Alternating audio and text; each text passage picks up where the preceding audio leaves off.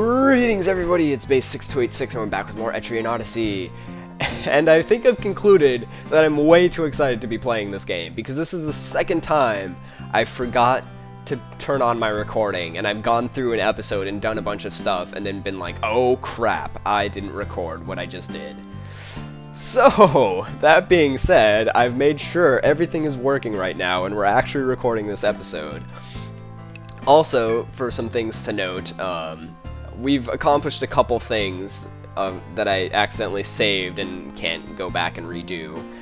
Just to show them off, let's see, if we go to custom here, you'll notice that we're all level 3 now. I put some more points into everyone's stuff.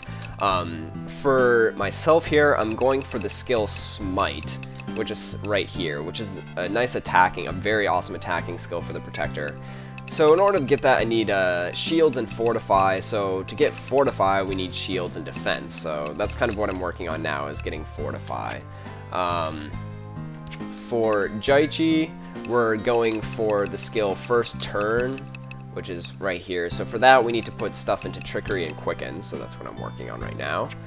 And for Nikki, I put skills into, where is it? Poison, because that's going to be very useful in this first few areas. For Chris, we're just kind of working on getting a hold of relaxing and healing, which we need lots of song we need lots of song levels for that, I guess you want to remember. Anyways, for Lomani, we have our first cure spell, which once we've gotten that, I'm definitely going for Immunize, which I highly recommend getting. It's pretty much, this skill can break the game. It makes it so much more manageable.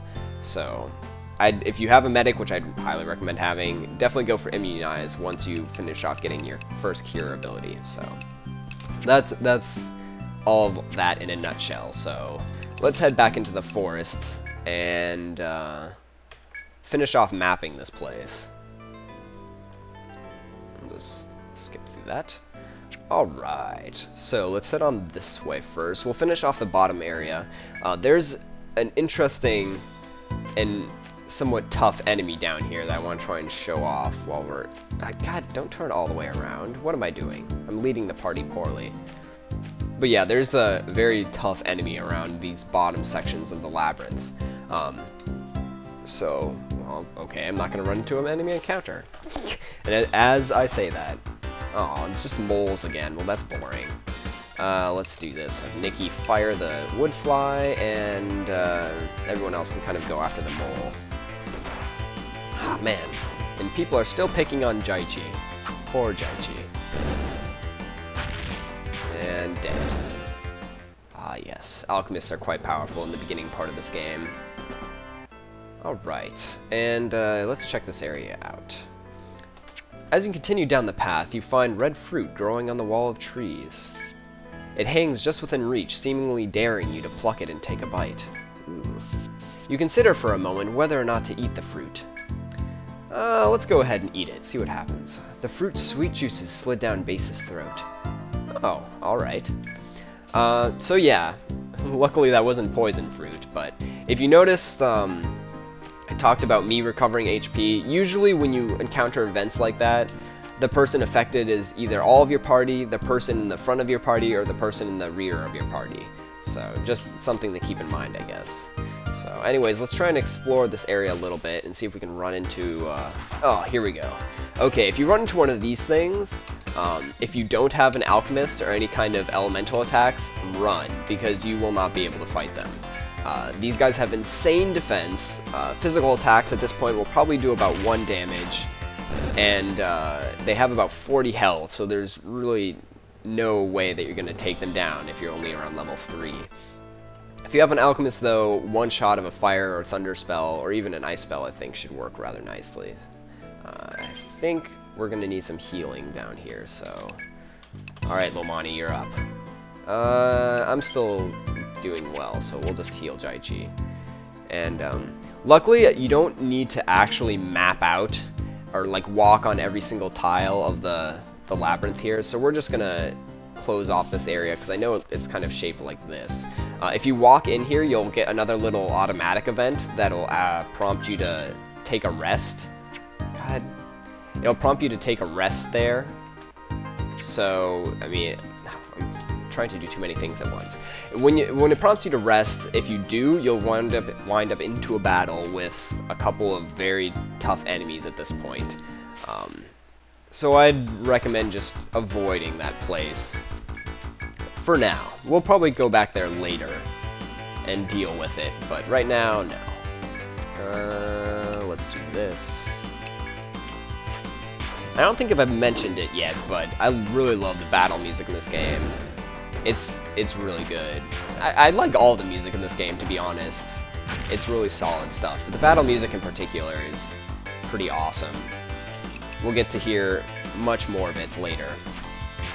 Speaking of battles, how I'm going to do random battles in this game, in terms of editing them out or leaving them or that kind of thing, I think as long as we're on a new floor, I'm going to leave in all of the battles for that floor.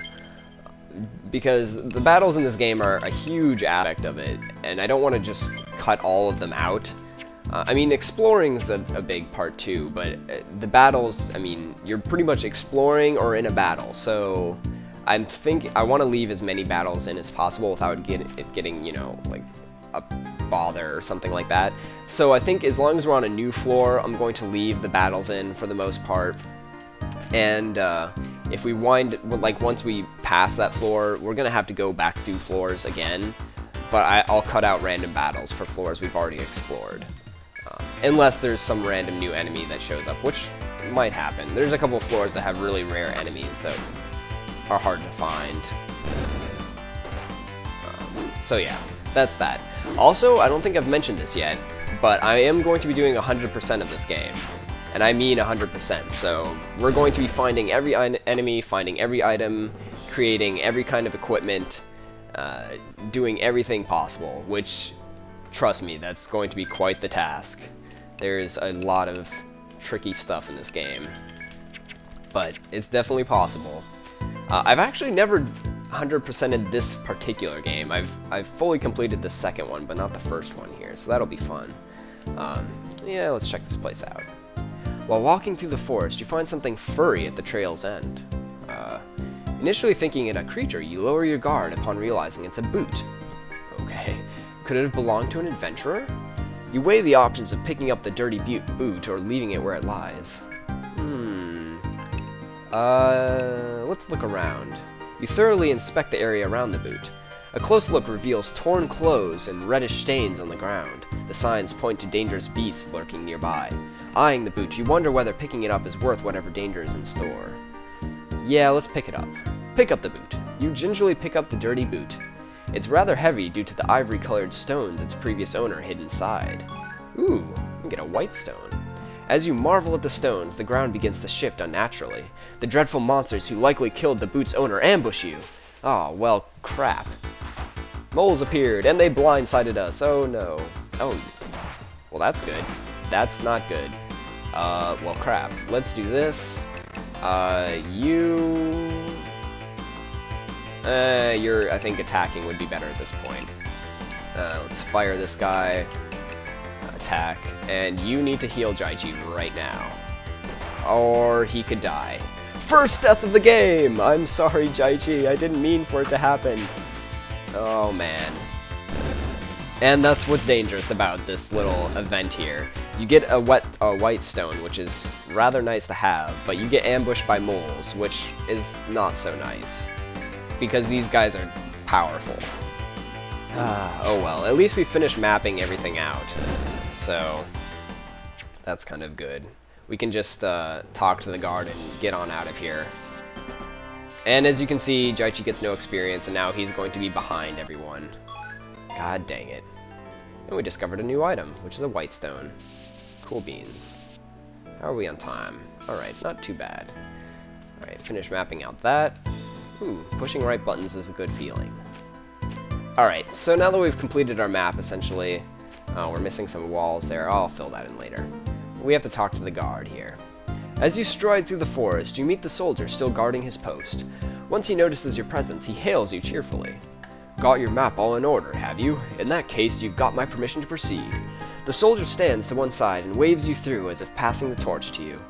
You ought to report your success to the Radha, but the thought of going deeper is also tempting. It is tempting. However, Jaichi's dead right now, so we're going to leave and report our findings. Whew. And we managed to make it out without getting into a battle, which is kind of nice. Before we go to the Radha, we can show off the Sept Apothecary. Since, yeah. Oh, I guess shoot, I saved over going into this place. This is basically the apothecary, that's the doctor. I think the little message it gives is like students welcome or something. But you can buy healing items here, which we'll go over later. And you can revive dead characters. And the cost of the reviving depends on their level. So Jaichi's level 3, so it costs 30 yen. So yeah, 10 and a level. And we're all patched up. Cool stuff. Unfortunately, he only gets revived to half health. Not so cool. Actually, this would probably be good. I think I'm going to buy a couple medicas. These are just standard healing items. They're also not too expensive, so I'm just going to, I think, 4 is good, and even 200 N. Alright. And, yeah, let's go to the Radha now. And report our results. We completed the initiation. Hooray! We've received word from our soldier that you've completed your map. Well done! We acknowledge and recognize your status as true explorers from this point on.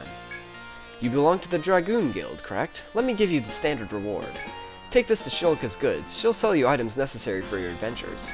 Stock up there and work hard to explore the labyrinth for us from here on out. Alright, and we get a note. And 500 N. Awesome. That'll come in handy. So yeah, let's go check out Shilika and see what she's doing. To trigger the note thingy, you have to actually talk to her, so. Oh yeah, that reminds me. You get permission from Tarada? Yeah, we did. Even without it, I wanted to sell you my goods, but I promised Rada Hall and I stuck by it. Here, this is the warp wire. If you're lost or about to die, use it to warp out of the labyrinth. I tell everyone to take some before they leave for a trip down to the labyrinth. But don't go thinking they're free. How many do you want? Oh man, I'm gonna butcher her accent every time. I'm going to feel so bad. Anyways, we can now buy warp wires, which are the best item in the game. I mean, it's just, they just are. You can use them anywhere in the labyrinth, outside of a battle, and it'll instantly bring you back to town from wherever you are. They're a lifesaver, seriously, like, they're lifesavers. I always keep 2 on me at all times, just to make sure. Alright, so now that we've got those, let's not sell our medicas. And yeah, look at that. We get 100 N for this thing. Totally worth it, even though Jaichi had to die for it. You died for a good cause, Jaichi. Alright, let's see what else. We have a couple other things that we can sell off here, it looks like. So let's just go through that. Boo. Oh, right. Unfortunately, we didn't get any new stuff. Tragic. Oh, 699 N. Just 1 away from 700. I'm not going to worry about buying anything new right now. So we'll just head on out of here. Anyways, I think this is a good stopping point for this episode, so thanks you guys for watching, and join me next time when we'll delve into the 2nd floor of the labyrinth and explore more of the town. See you guys then.